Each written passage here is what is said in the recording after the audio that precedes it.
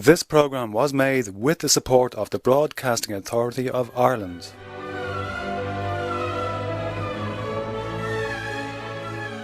Aiden was Irish.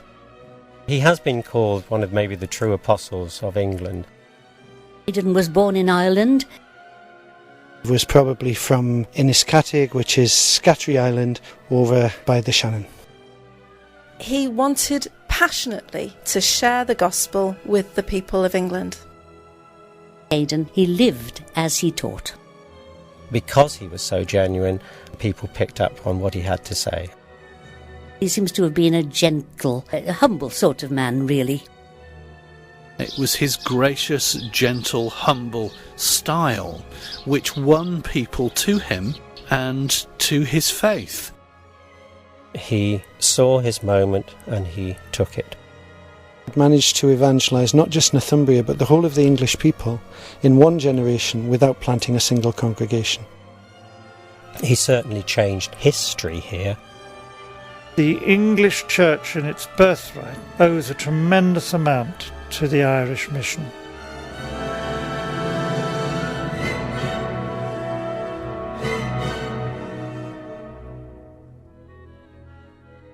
I'm Paul Wright and welcome to the 7th programme of Back from the Brink, the series which investigates the role of the early medieval Irish in helping to save Western civilization. In our last programme, we heard how the Irish monk Columba of Iona, from the year 563 AD onwards, helped to transform Scotland from a pagan warrior-based society into a more peaceful, literate Christian one. After Columba died in the year 597 AD, other Irish monks such as Aiden of Lindisfarne quickly built on his success by bringing Christianity and learning to the Anglo-Saxons in northern England. So who exactly was Aiden and what are his roots? To explain, here's Ray Simpson, Celtic Church historian and also founder of the modern-day community of Aiden and Hilda, based on Holy Island, Lindisfarne in Northumberland. We know about him when he came over to the Anglo-Saxons because we have the historian Bede. We don't have any certain history about his time in Ireland, but we do know about the island in which he would have grown up as a boy.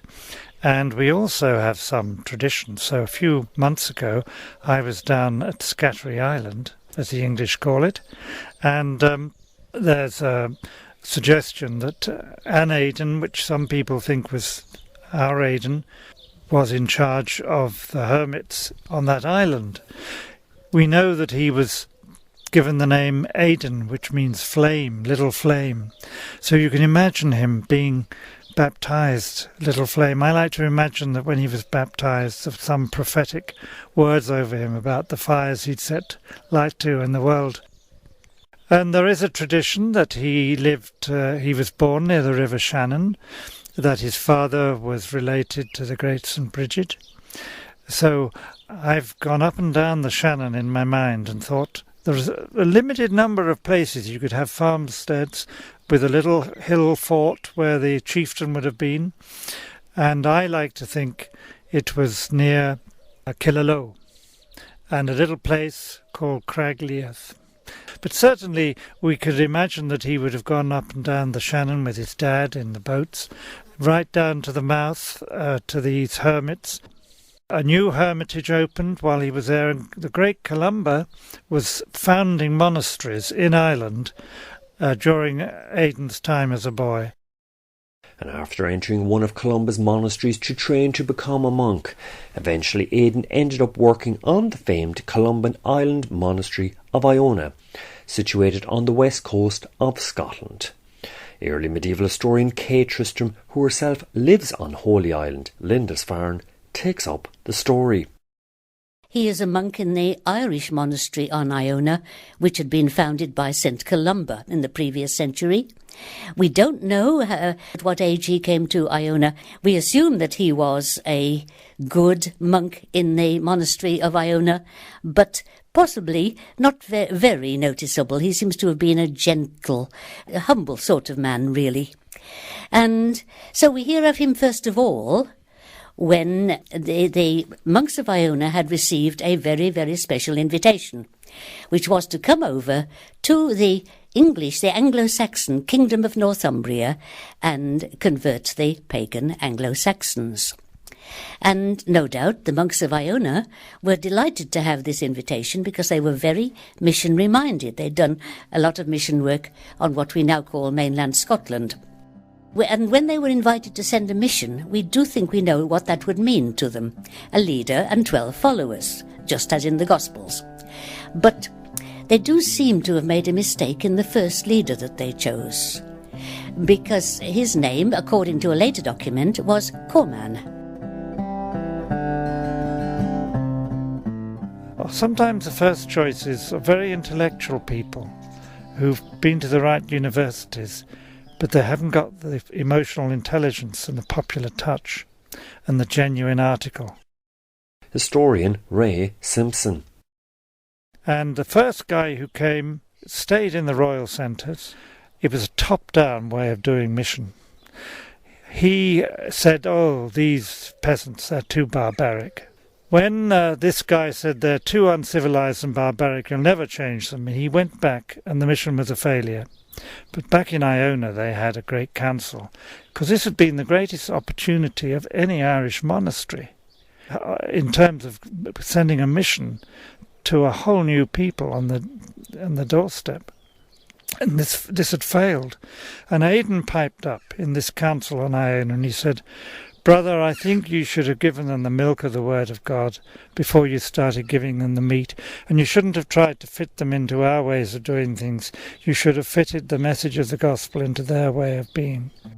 And so, of course, when people say things like that, all eyes look at them, and they sent Aiden. Among the Anglo-Saxons, a peaceful man came by, with a message of simplicity beneath an English sky, to steal the hearts of every man with God's pure way to live, in words of inspiration, of a gentle, peaceful gift. He practiced love thy neighbour, don't fight with any man, hold out the hand of peace to all, God's love the only plan.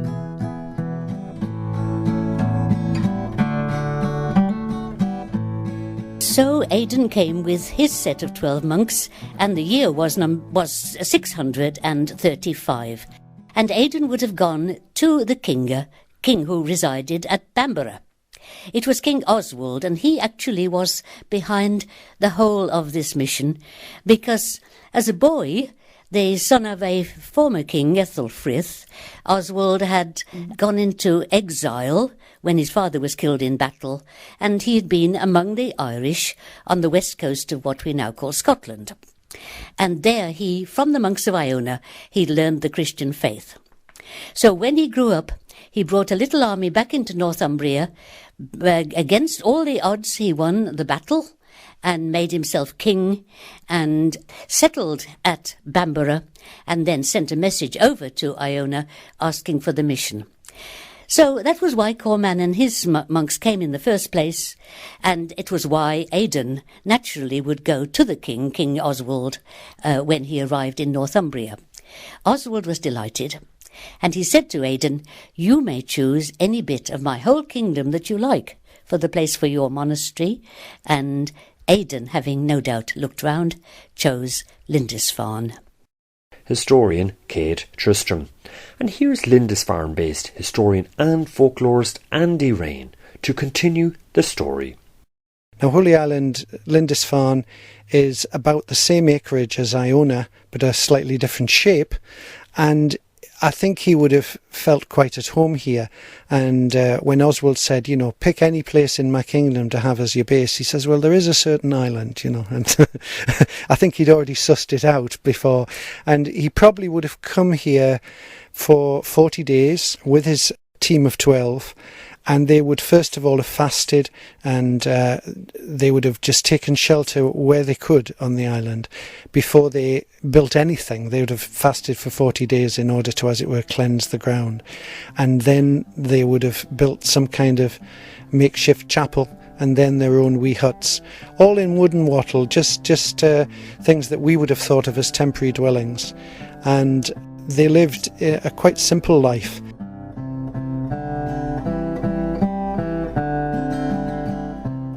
I suspect it was not easy. I think it was also quite complex, because the people with whom he was immediately surrounded were pagan. Saint Aiden enthusiast Graham Booth of the community of Aiden and Hilda, based on Holy Island, Lindisfarne. And obviously were also culturally extremely different. They were very warlike people. They were violent. And, the men weren't expected to live all that long. That was the normal part of life. And for somebody who was a peace-loving Christian, that must have been pretty tough. There's no doubt about it that probably most Anglo-Saxon warriors were more wedded to kin and kinship and loyalty than to gods or a god, and certainly probably more to their swords, which they gave names to. Northumberland historian Andrew Lobb. So, when Aiden came to Bamborough, he came to a stronghold full of warriors, and very quickly realised that he wasn't going to spread the faith easily.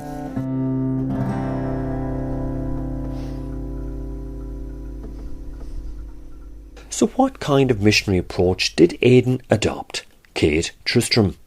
Now, he knew perfectly well, I suppose he'd thought about it a lot, how he proposed to run this mission. And he proposed to do it in what, for the time, was a rather unusual way. He was going to walk, along with his missionary monks, walk the lanes of Northumbria and speak to every person that he met, man, woman or child. But, of course, he had two problems, really, before he could start doing that. The first problem, of course, was the problem of language. The people round here spoke an early version of English. He spoke an early version of Irish, and he would also have spoken Latin as his language of education. Well, fortunately, there was one man available who knew both Old Irish and Old English, and that, of course, was the king, who was English and had learned Irish in his exile as a boy. And somehow or other, we don't know what method he chose, King Oswald helped the Irish monks to learn the English language. So that was problem number one. Problem number two, it was a very, very violent society in those days, and foreigners were usually held in great suspicion. Aiden knew very well that he might not live long. It was a brave thing that he was doing in coming, because once he was out of reach of his friend the king, walking the lanes of Northumbria, if anybody had taken a dislike to him, he would have been dead just like that, because among the Anglo-Saxons at the time, every man and every woman carried a knife. And Aiden was determined that he would do things differently, so he and his monks would go unarmed as they walked among the people, because how could he talk about the gospel of peace if he had a dagger stuck in his belt? And he also surprised everybody by deciding to walk, because Aiden was a bishop, and bishops counted as noblemen, and noblemen rode horses normally. So, but he wanted to be on the same level, because the story, the religious story that he was bringing to the people, which would have been new to them, was of a God who came down to our level. Now, Oswald wanted him to have a horse, the equivalent of a presidential helicopter today, the equivalent of nearly all the big Christian missions which say we want to reach the greatest number of people in the shortest possible time. Understandable. The king wanted Aiden to go 300 miles and reach his kingdom by tomorrow, but Aiden said no. He risked a big row with Oswald, no doubt. He said, I will walk everywhere. I will wear the simple clothes that the ordinary people wear. If he'd have ridden a horse, he would have been labelled as a top person, a king's man, different to the ordinary people who didn't have horses. It was absolutely crucial to the success of his mission. Ray Simpson. Here's Andy Rain to once again share his views. When Aiden came, he just met people where they were at, and we're told that he would go everywhere on foot rather than on horseback, so that he had opportunity to meet people, and that when he met somebody he would ask them were they a believer, were they a Christian or not, and if they were, he would urge them to love God more and live more generously. And if they weren't, he said, what exactly is it that's stopping you from believing and being baptized?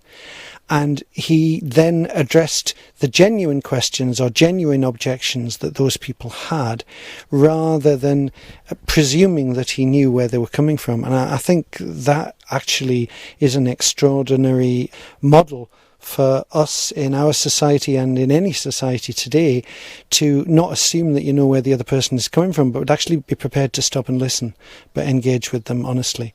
And we're told that Aiden and those who came after him, those who he discipled or who came to help him in his work, one of the things that recommended their message to the people was that they also found that they lived exactly as they preached. He was the key to follow, unlocking every door, with the wine of love to swallow. The pilgrims flocked for more. The monks worked hard, creating manuscripts for all. The holy men were flourishing. The monasteries grew tall when Aiden walked the English shore to windy Lindisfarne, where the morning sun first hit the land. He was the inspiration, selfless love, the message. His song was loud and clear. He started by walking everywhere, as I said, but I wonder whether at the very beginning people did not welcome him. What changed their attitude? Certainly the fact that Aiden went without any bodyguards. He could easily have been killed. He was totally vulnerable.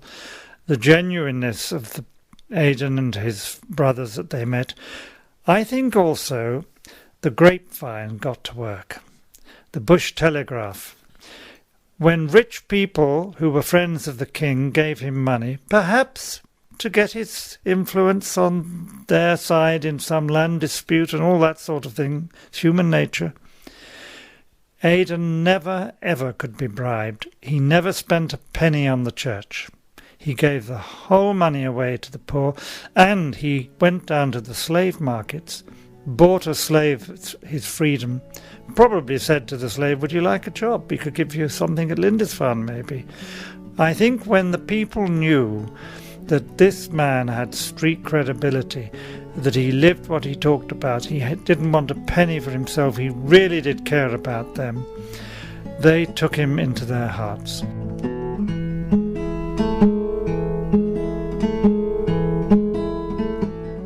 He just didn't like the injustice of slavery. If money could make that much difference in somebody's life, then that would be his priority as to how it would be spent. But also some of those people who he redeemed from slavery became people who were themselves trained in monastic ways, if that was what they so chose. Lindisfarne historian Andy Rain. And staying with Aiden's deep humanity, Graham Boot shares his opinion. I don't think we've got any evidence that he felt able to change the system, but we have very clear evidence that he went to the slave markets and bought young people, young men, young children indeed, out of slavery, brought them over here, gave them both a safe lifestyle, a lack of exploitation, and gave them opportunity for education and to learn. And that education was clearly a very holistic thing.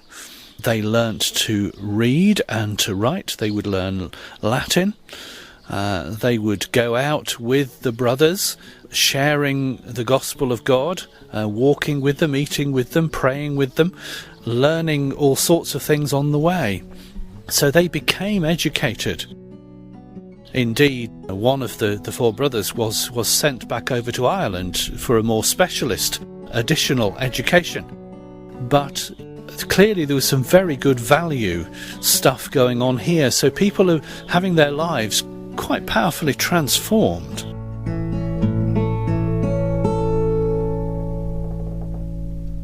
Aidan's actual method was very, very unusual for a missionary of Aidan's time. Early medieval historian Kate Tristram once again. Because what we know of missionaries on the continent of Europe, for instance, at this time, is that they rather favoured the method of, first of all, making friends with the top people, and then getting the top people to gather together a big crowd of the lesser people, and then preach a converting sermon to those lesser people, and then baptise them. The sooner you baptise them, the better, because when you baptise them, you move them out of the devil's sphere into God's sphere, you see.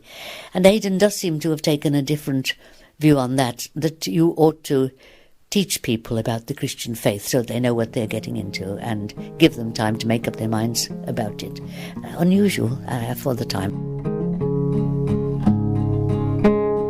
The big thing about Aidan is that most of what we know from Bede's history of the English church and people, and it was written not that long after the death of Aidan, and so Bede was actually able to interview people who knew the stories, as it were, firsthand, and or if not, were able to verify the details. So you don't get any of these exaggerations and folklore things about Aidan. It's all straight up, And one of the stories is of King Oswin, who was cousin to Oswald, and he didn't like the fact that Aidan used to walk everywhere, and he thought he was doing him a favour by getting him a special horse. He picked out the best one that would be suitable for all the travelling here and there that Aidan did, and so he got this horse ready for him. And then Aidan, the first person who was a beggar who came to him and asked him for money or whatever, the only thing Aidan had to give was this horse. So he gave the whole thing away to the beggar, complete with all the saddles and trappings and everything. This wasn't just any ordinary horse. It would have been one specially selected, And Oswin was absolutely put out. He sort of said, if you'd wanted to give the horse away to some beggar, I've got lots of horses you could have given away, but not that one, not that one that had. And Aidan sort of said, so the son of a mare is more important to you than this son of God, And and then Oswin sort of felt thoroughly rebuked, and he sort of said, forgive me, he says, don't let me ever rebuke you or restrain you from doing what you feel is the right thing to do under God. Andy Rain. Here's Graham Boot once again. A man who regularly gave away possessions that he was given. He didn't want to keep things for himself, and he was always aware of people with more need than his. So he was incredibly generous. He lived very simply. He was kind and hospitable. He was gentle. Now, these are things which are things that we can all seek to emulate.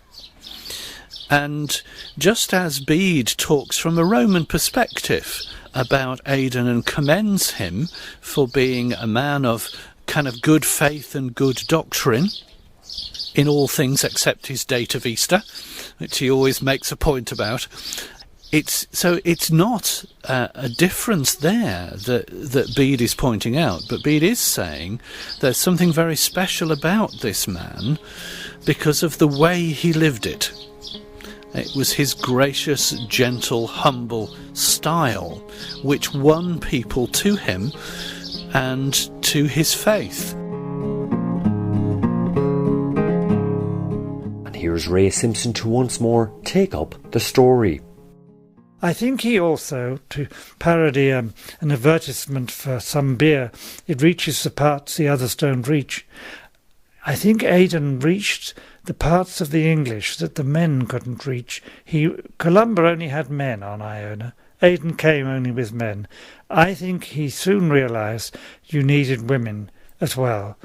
And he got going the whole work with women. He knew about Bridget in Ireland, who'd had men and women in her great monastery. He got Hilda, a Saxon princess, to start work with groups of women. And after his death, Hilda's great monastery at Whitby was the biggest faith community for men and women among the English. And staying with the issue of Hild of Whitby, historian Kate Tristram had this pertinent comment to make.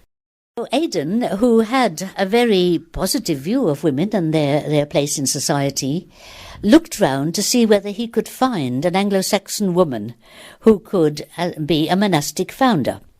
And somehow or other, we don't know how, he discovered St Hild. She was connected to the royal family of Northumbria.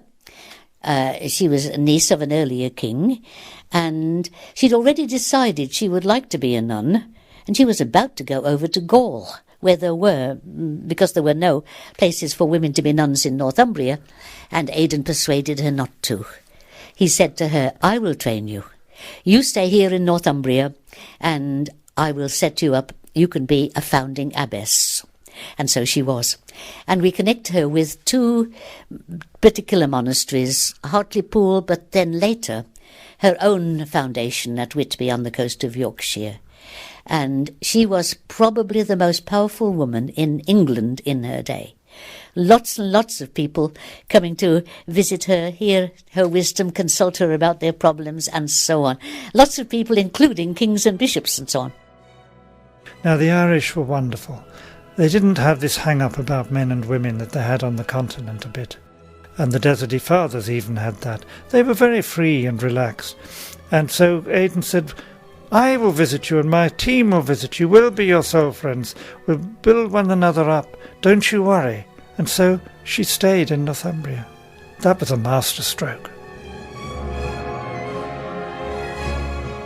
And to discover more about the Irish monk Aiden's work among the Anglo-Saxons and whether he should be considered the true apostle of England and not Augustine of Kent, then make sure to catch our next number 8 programme in this 12-part Back from the Brink series.